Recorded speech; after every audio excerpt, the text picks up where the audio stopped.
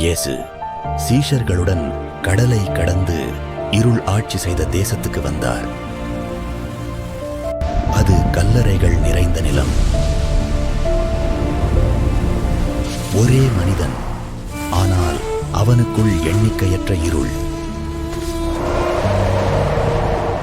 சங்கிலிகளால் கட்டப்பட்டவன், மனிதர்களால் அடக்க முடியாதவன். ஆனால் இயேசுவின் முன் முழங்காலில் விழுந்தான்.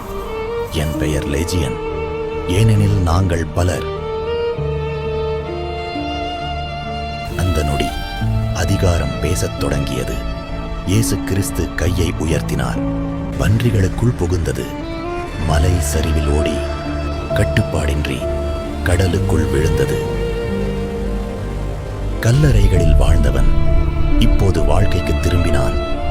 இருள் ஆட்சி செய்த இடம் ஒரே நொடியில் அமைதியானது. சங்கிலிகள் உடைந்தது, சாபம் சாய்ந்தது. இயேசு கிறிஸ்து பேசினால் லெஜியன் கூட ஓடிவிடும்.